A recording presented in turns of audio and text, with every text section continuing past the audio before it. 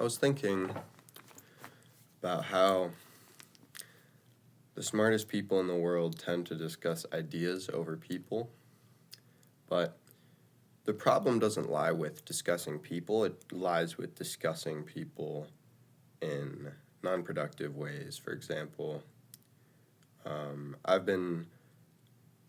seen a lot of Jordan Peterson online. He's a very wise man. Just the way he speaks, the way he talks to people, I have no way to explain it, but I feel like he understands the world very well. He understands the purpose of communication, and he wants to teach people. For example, if we're going to talk about Jordan Peterson, I'm sure he's I'm sure he's sinned in his life. I'm sure he's done bad things, and if people want to talk about that to disprove him, I don't see that at all. I don't understand. Like, unless he's murdered, killed, even so, even if he's done these horrible things, you should be listening to the content of what he's saying and not writing it off because it's him saying it. And even if I really don't know Jordan Peterson, I haven't heard anything about his recreational life. I assume he's a pretty good guy, but my point really with Jordan Peterson is actually that there's something in the way that he speaks, in his tone or something that I can't truly explain, that just makes me think that he understands life and kind of like almost like a spiritual third eye that I can like somehow sense on that man.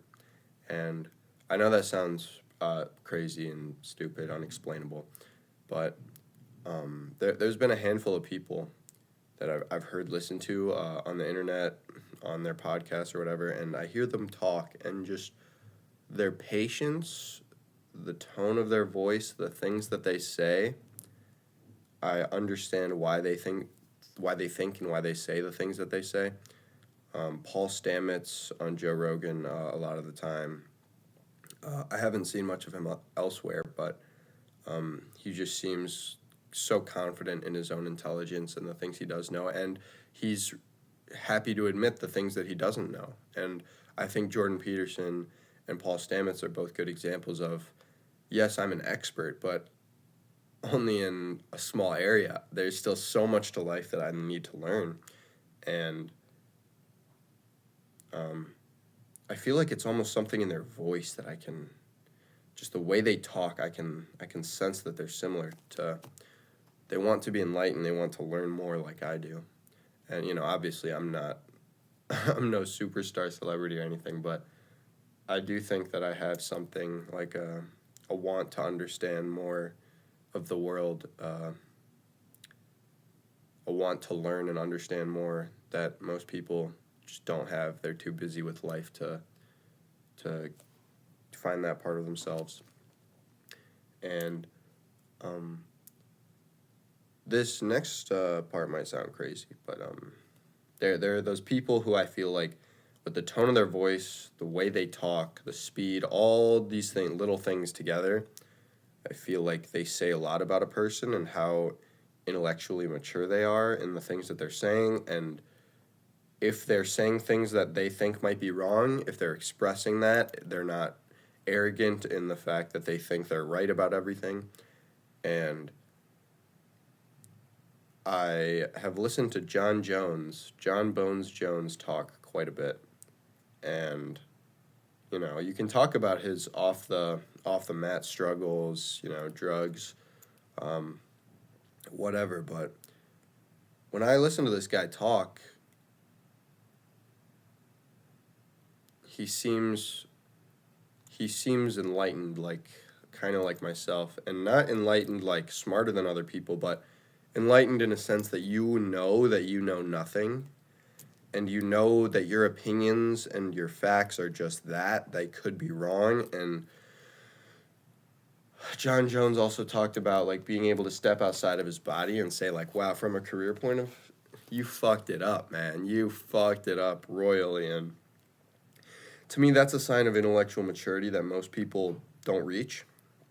Being able to kind of see yourself from a different perspective.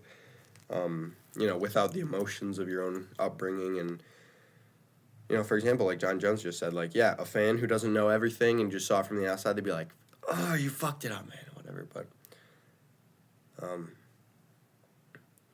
this is just one of those things that science can't really explain. I can't really confirm with data, but there are, also a religious speaker, Cliffe something. He talks on college campuses about Christianity. And I'm not 100% on Christianity. I'm probably close to 50-50 on Christianity, and not sure. But he's another one of those men who just he talks not with confidence, but yes, confidence, but it's more confidence in the truth than themselves. It's confidence that they understand that the things that they say are not perfect, never perfect, and nothing is personal. I feel like they also do a very good job of that. Like John Jones in the Joe Rogan interview, Joe Rogan is talking a lot about him, like, do you feel disappointed in yourself? Do you hate yourself because you did these things? And to me, those are personal questions. And Joe Rogan's affected by... Arnold! No. To me, Joe Rogan's affected by emotions there. He wants this fighter to be, he wants him to be an all-time great. He wants him to fight more so he can watch and commentate. So he's a little biased. And not just that, but, these questions were just quite rude to me, in my opinion. And John Jones was just, he might have seemed a little affected, but he seemed mostly unfazed. And just the way that he talked about, the way that he talked about everything, the way that he talked in general, he talks with a lot of respect for everyone around him, unless he's shown disrespect. And he talks about in sparring, talks about when he's sparring, that he's not going to hurt anyone unless they try to hurt him. Like, he's just going to return the same energy. And that's also something that I've thought about a lot. Like in basketball, I'm not going to foul anyone or talk crap to anyone unless they do it first or they're fouling me. It's just, if we can have a totally clean game without trash talking, just, head down, no talking, we're both going 100%, that's what I want. I just want to, compete at the highest level. But if somebody's going to foul or talk trash and commit physical fouls, then I'll match that energy. And that's just kind of something in life that you learn. And, that's not saying that me and John Jones want to match that energy. It's like, well, also, like, for his case, he's sparring against someone who's, like, trying to hurt him. He sees that once and he just says, all right, never mind. You can have a good day. And I like that. That's also a lot of intellectual maturity from John Jones, I think. Like, being this top fighter and having challengers come at you trying to hurt you, and, there's almost like a little piece of, oh, I made John Jones quit, or I made him give up. But he doesn't care. What's more valuable to him is his brain, and that's just objectively the most important thing. Objectively, he could beat the brakes off of any one of these people, but he doesn't want to get hurt. He doesn't want to hurt his brain. He's just here to spar, and he doesn't want to hurt, average people, I'm sure. I suspect that he doesn't want to hurt people despite his career, but I think that's just kind of a human emotion, and, I think that there's a lot of people who you can just, if you listen to the way they talk and kind of absorb it, you can learn a lot, and I feel like I can tell a lot about people's true intentions by the way they talk. And if you pay attention to that, I think you can too.